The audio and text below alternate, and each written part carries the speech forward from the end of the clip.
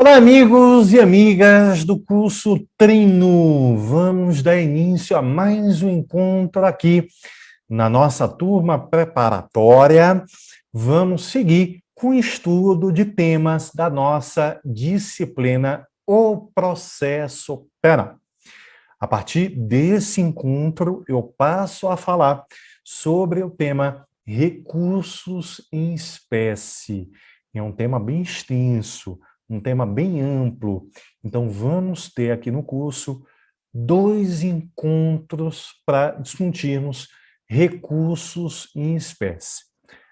Esse é o primeiro que eu vou dividir aqui, como eu venho sempre fazendo, em 2 blocos. E aí eu vou deixar a segunda parte do tema para um próximo encontro. Vamos falar aí de recursos em espécie também. Queria aqui destacar, nesse primeiro encontro, quanto à matéria, sobre, talvez, os 2 recursos mais usados no dia a dia, na prática. E, por isso, os 2 recursos que mais caem em provas, que são, nessa ordem, vamos seguir aqui a ordem do CPP. O recurso em sentido estrito, vamos abreviar, vamos chamá-lo a partir daqui de rese, tá? E também o recurso de apelação. A ideia é deixar aqui um bloco dessa aula para cada recurso. Nós vamos ver, a aula é dinâmica, né? De repente eu acabo um pouco antes, preciso de um tempo maior, me estendo no segundo bloco, não encerro o tema nessa aula, temos mais uma aula. Vamos ver aqui, desenrolar desse primeiro encontro quanto ao tema. O RESE, ele vem no CPP a partir do artigo 581. Eu vou lançar aqui o código em tela. Está aqui já aberto no RESE, tá?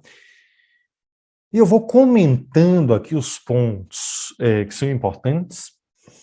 Eventualmente eu vou indicar os artigos, e aí, se for o caso, eu até leio com vocês, né, o artigo, que foi bem importante. Mas antes, eu queria aqui apontar um conceito do RESE. E aqui eu queria que vocês mirassem aquilo que ocorre no processo civil. Lá, existe uma lógica recursal que vale de uma forma muito segura, de uma forma absoluta. Qual que é a lógica recursal? Bom, para se atacar uma sentença, temos a previsão do recurso de apelação. Para atacar interlocutórias, nós temos os recursos, né, são vários, de agravo. Sentença, apelação. Interlocutória, agravo. Isso se aplica aqui também na área penal? Olha, dá para afirmar que, em regra, sim, em regra, mas nem sempre. E a tentativa aqui de buscar algo equivalente ao agravo da área civil é justamente o rese. Então, em tese, em regra, o rese seria o recurso cabível para atacar interlocutórias, em regra, ficando a apelação como recurso cabível para atacar sentença. Mas é em regra mesmo. Repito, nem sempre isso vai funcionar. Notem aqui já na largada, logo no caput do artigo 581, o CPP prevendo que caberá recurso no sentido estrito da decisão, despacho, o que é um erro, despacho é irrecorrível, né? Mas vai lá, da decisão, despacho ou sentença. Cabe o reze para atacar a sentença? Cabe. Mas tem caso mesmo? Tem. Exemplo aqui, ó, 581, inciso 10. Sentença concessiva de HC. É cabível o quê? O reze, como recurso voluntário. Cabe também o recurso de ofício, conforme prevê lá o artigo 574, inciso 1. Mas o recurso voluntário, assim interposto pela parte, é o reze, ainda que se ataque sentença. Ok? E a apelação, eu vou dar um salto aqui e já volto. Quer dizer, então, que a apelação pode atacar interlocutória? Pode. Já vou adiantar aqui o tema. Olha o 593, afirmando que caberá apelação no prazo de 5 dias, inciso 2, das decisões definitivas ou com força de definitivas proferidas por juiz singular nos casos não previstos no capítulo anterior. O que é isso aqui, ó? Decisões definitivas ou com força de definitivas? Interlocutórias. São interlocutórias. Para elas, pode caber apelação? Sim. Desde que a interlocutória não esteja prevista no rol do artigo 581 do RESE, que é um rol muitíssimo casuístico, detalhado, pontual. Só para que tenha uma ideia, um exemplo. Inciso 4. Cabe o reze para atacar pronúncia no júri. Ok? Então, é um rol muito fechado. E aí, adianto um outro tema, lá da apelação. Lá, com fundamento no artigo 593, inciso 2. Cabe a apelação para atacar interlocutória se a interlocutória não vem nesse rol do 581, rol fechado, casuístico, muito pontual. Então, quanto a interlocutórias, para que possamos saber se cabe reze ou apelação, nós temos que consultar primeiro aqui, o artigo 581. Está aqui, cabe o reze. Não está aqui, cabe a apelação com fundamento no 593, inciso 2 do Código.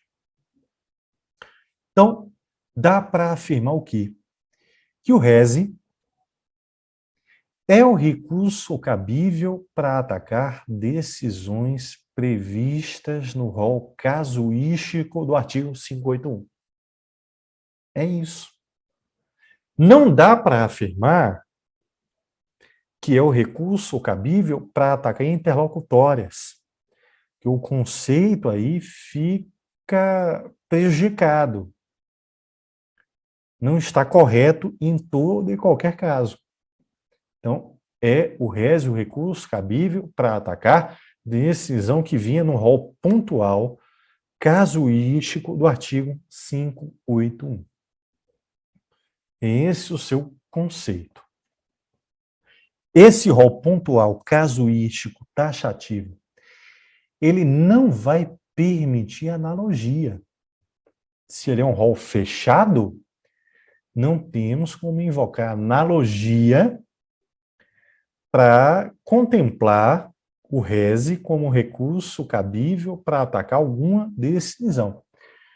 A analogia não cabe, mas interpretação extensiva cabe. É diferente. A analogia ocorre quando? Quando há o silêncio da lei, lacuna legal, vamos invocar uma norma que cuide de caso semelhante para resolver, para preencher aquela lacuna. Isso não pode ser feito aqui. Interpretação extensiva significa ampliar o alcance de uma norma. A norma disse menos do que queria dizer. O intérprete, então, amplia, estende o seu alcance. Isso sim pode ser feito aqui. Exemplo. Inciso 1. Prevê o cabimento do rese para atacar decisão, em resumo aí, ó, de rejeição da denúncia ou queixa. Cabe rese para atacar a decisão de rejeição do aditamento à denúncia? Cabe. Cabe. Com fundamento nesse inciso 1. A norma disse menos do que queria dizer. Vamos ampliá-la e, com isso, permitir o rese para atacar também a rejeição do aditamento à denúncia. Vamos, então, agora falar um pouquinho mais do 581, esse artigo bem amplo, bem extenso, que, a princípio, teria 25 incisos. Mas vamos ver que muitos incisos estão revogados. Aliás, já vou, então, aqui falar disso aí. O tópico aqui agora é hipótese de cabimento do rese, conforme artigo 581. Tá? De logo, já afirmo, alguns incisos do artigo 581 estão revogados tacitamente. Revogados pelo artigo 197 da LEP, da Lei de Execução Penal. Por quê? O artigo 197 da LEP vai prever o recurso de agravo em execução. Devemos falar dele na nossa próxima aula. Agravo em execução, recurso cabível para atacar qualquer decisão proferida na execução penal. Qualquer uma. Ah, foi decisão que deferiu ou indeferiu progressão no regime de cumprimento da pena, regressão, saída temporária, livramento condicional, enfim, cabe o agravo em execução. E aí, o que vai ocorrer? A LEP é da década de 80, né, 84. O CPP é da década de 40. A LEP é posterior. O CPP, na década de 40, acabava prevendo o rese para atacar também decisões da execução penal. Isso não se mantém mais. Isso está revogado. Quais são os incisos? Estão revogados tacitamente pelo artigo 197 da LEP. São os incisos. Eu vou listar aqui e já comento. Ó, 11. Aqui, ó, 11. 12. Seguindo. 17. 19 até 24. 19 até 24. Ok? Agora, tomem cuidado, vamos falar aqui de cada um deles. Tomem cuidado com o inciso 11. Decisão que conceder, negar ou revogar a suspensão condicional da pena, o SUSI. Não cabe mais rese. Qual o recurso cabível? Depende. Se uma decisão como essa é proferida na sentença penal condenatória, cabe apelação. Então, se é para atacar decisão do juiz da fase de conhecimento, cabe apelação. Digamos, o juiz condena o réu e nega o direito ao SUSI. Cabe apelação. Se, no entanto, a decisão é proferida na execução penal, aí sim, cabe o agravo em execução. Digamos, decisão que revoga o SUSI. Tá? Cabível o agravo em execução. Não cabe o res. Tá? 12, notem aí, se refere ao livramento condicional, também matéria de execução penal. 17, unificação de penas, e aí vai 19 até 24, se referindo também à execução penal, cabível o agravo em execução. Ok? Bom, saindo um pouquinho aqui da LEP, tem ainda discussão se um inciso está mantido ou não. Qual é? Agora é o inciso 14. Inciso 14. Decisão que incluir jurado lá no júri, na lista geral ou desta o excluir.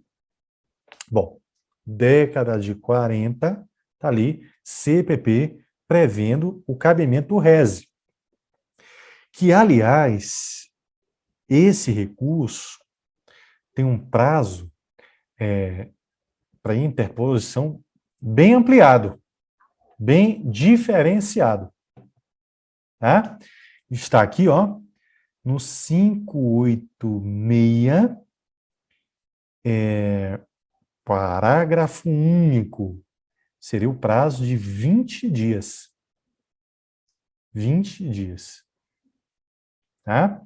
Bom, mas o que ocorre? Em 2008, já tem um tempo, o CPP sofreu uma grande reforma, inclusive lá no rito do júri. E aí, o que foi feito pela reforma? O artigo 426 caput do Código, 426 caput do Código, passou a prever que para atacar esse tipo de decisão, qualquer do povo poderia encaminhar uma reclamação. Reclamação que seria aqui enviada de modo informal ao próprio juiz presidente do júri.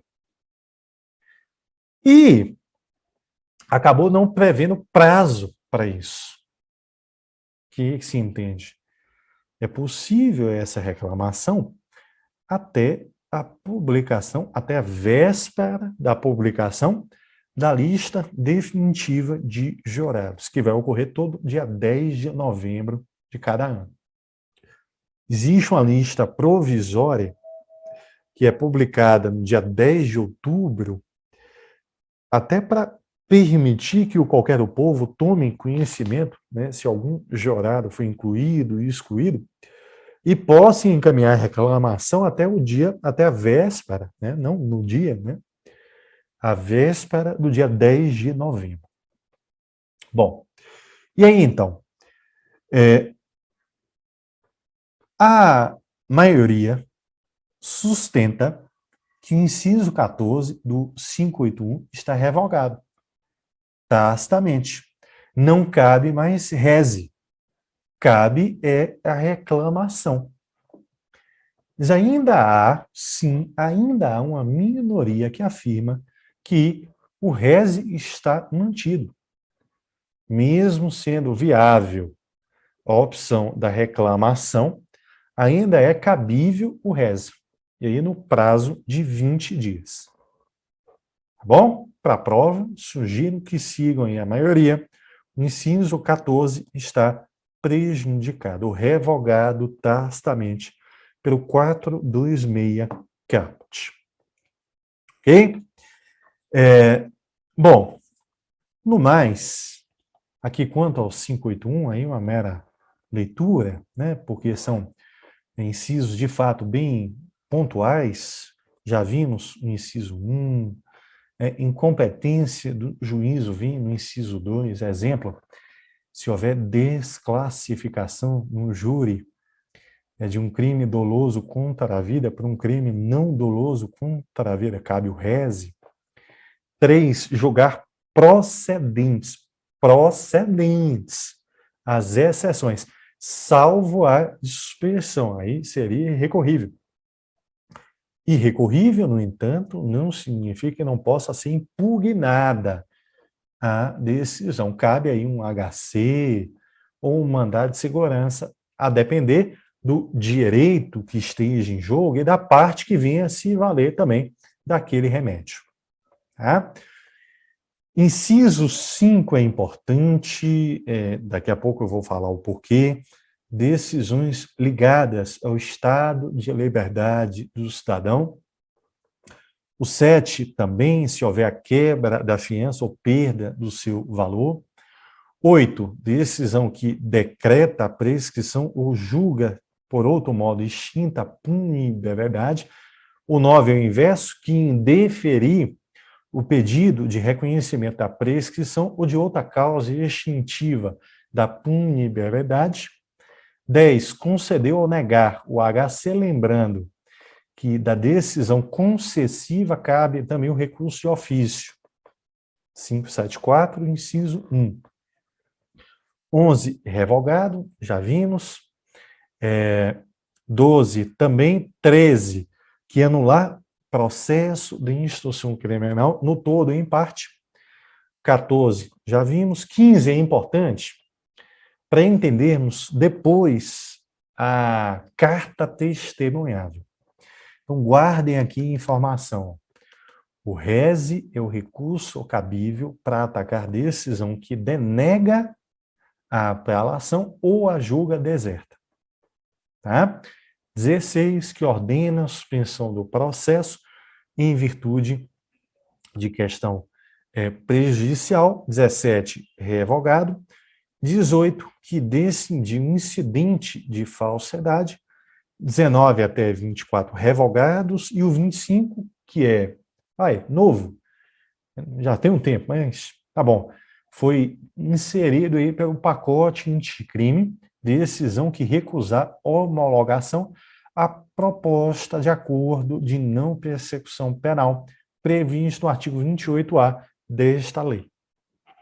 Bom, decisão, então, que recusa homologação ao ANPP. Saindo aqui das hipóteses de cabimento, eu queria destacar a interposição desse recurso, tanto em relação à forma quanto a prazos. E para entendermos, aqui há desdobramento em 2 momentos distintos. Para quem está mais acostumado com a área civil, aqui na área penal é muito comum que, primeiro, a parte interponha um recurso. O juiz acó, se admitir o recurso, abre vista dos autos ao recorrente, para que, em um segundo momento, em um segundo prazo, o recorrente venha encaminhar as suas razões recursais. Ok? A interposição do recurso quanto à forma pode ser feita por petição ou termo nos autos. Petição ou termo nos autos. As razões recursais aí vão demandar uma petição, um documento aí um pouco mais formal. E quanto a prazos, via de regra, o rese, ele é interposto em 5 dias. 5 dias. Tá? Excepcionalmente, para quem entende que o rese, no inciso 14, do artigo 581 ainda sobrevive, aí o rese pode sim interpor, tem até 20 dias, conforme prevê o 586, parágrafo único. Ok? Quanto a razões recursais, aí o prazo é único, 2 dias. 2 dias. Tá bom? Qual que é aqui, então, processamento do recurso? O que é que vai ocorrer? Bom, a parte, primeiro, interpõe o recurso por petição ao termo nos autos, 5 ou 20 dias, e interpõe perante o juízo ACOL. O juízo ACOL, ele vai fazer o juízo de admissibilidade daquele recurso. Se admitir o recurso, permite, em um segundo momento, que o recorrente encaminhe razões recursais em até 2 dias. Na sequência, vamos ter contrarrazões do recorrido, também em até 2 dias. Na sequência, antes dos autos subirem ao órgão adquém, ao tribunal, os autos retornam ao juízo que proferiu a decisão impugnada, juízo ACOL, para que venha ou não a se retratar. É o chamado efeito regressivo, o iterativo, juízo de retratação, que vem no artigo 589. 589. Em resumo, isso deve ser feito pelo juiz no prazo de 2 dias e uma única vez, para evitar aquele efeito ping-pong. Vai, decide, depois se retrata e volta e vem e vai. Não, em 2 dias, uma única vez. Ok? Agora, Johnson, se ele não se retratar, os autos são encaminhados ao órgão adquém, para que venha julgar o recurso. Se ele se retrata, cabe o recurso previsto em lei para atacar aquela retratação. Digamos, o réu, um juiz no júri pronuncia o réu interpõe o rese. Pode o juiz se retratar e impronunciar o réu. Contra a impronúncia cabe apelação pelo MP, que vai subir ao tribunal independente de novos arrazoados. Por quê? Porque partes já falaram sobre a matéria anteriormente no próprio res. Motivos de economia, celeridade, o recurso interposto contra a decisão de retratação no rese sobe ao tribunal independente de novos arrazoados. É o que vem também no 589, parágrafo único. Agora, o que pode ocorrer? Perdão, para concluirmos. O chamado recurso invertido. Recurso invertido. O que é isso? Olha, eu vou explicar a partir de um exemplo. Voltemos ao 581. Vamos ao inciso 5, que eu falei que é importante, decisões quanto ao estado de liberdade do cidadão. Digamos que o juiz tenha concedido a fiança, o réu pagou a fiança, o réu foi solto. O MP foi intimado da decisão e não concordou com aquela decisão do juiz e interpôs o rese. Teve o seu regular processamento e o juiz, no momento do juízo de retratação, ele se arrepende. Ele reforma a sua própria decisão. E, com isso, ele denega a fiança. Ou caça a fiança, dependendo do caso. Mas decide, não é cabível a fiança. e com isso determina o retorno do réu à prisão. Contra essa decisão cabe o quê? Reze, também está aí, inciso 5. Né? Cabe o reze. Agora, por que recurso invertido? Seguimos com o reze. Mas agora, o recorrente é o réu, o recorrido é o MP. Quem era recorrente anteriormente passou a ser recorrido. Quem era recorrido passou a ser recorrente.